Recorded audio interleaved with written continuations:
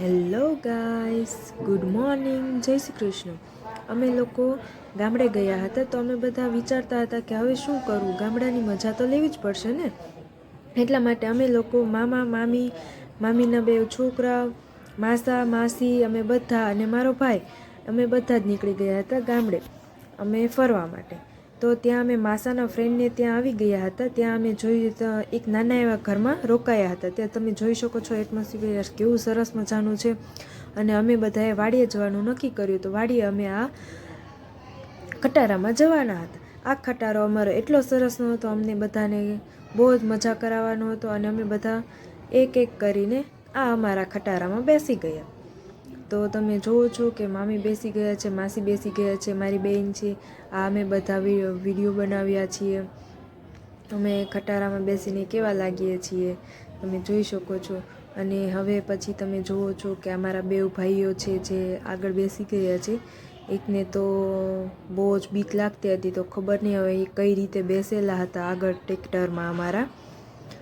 તો આગળ પેલા ભાઈ મામા છે ટ્રેક્ટર ચલાવતા હતા. અને પછી અમે લોકો પહોંચી ગયા પાણીવાળા રસ્તે, જ્યાંથી અમારે ટ્રેક્ટર ચલાવવાનું હતું.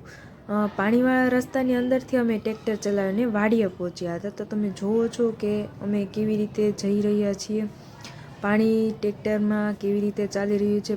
ટ્રેક્ટર પાણીમાં ચાલે છે કે પાણી ટ્રેક્ટરમાં ચાલે છે એ ખબર નથી. આ બધા જો માસી, આ અમારો નાનો ટકો, પેલા એક માસી, એની છોકરી, મામી, મામીની છોકરી, પેલા બે ભાઈઓ, અમે આટલા ફેમિલી હતા. મામા અને માસા આ લોકો હજી નહોતા આવે. અમે લોકો ખેતરે પહોંચી ગયા છીએ. તો તમે જુઓ છો, અમે બધો સામાન પણ લઈ લીધો છે ટ્રેક્ટરમાંથી.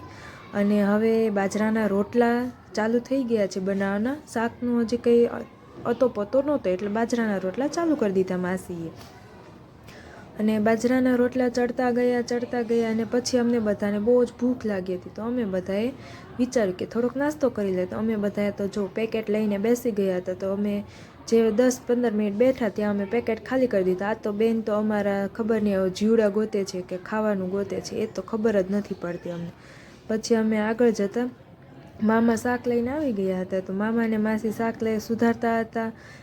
બીજા માસી હતા એ બાજરાના રોટલા ચાલુ હતા એમના. અને અમારો આ જે નાના બે ભાઈઓ છે એ કાંદા અને ટામેટાનો ગ્રેવી કરતા હતા, બરાબર છે. પછી આવી ગઈ મામાના હાથના શાક બખાવાની.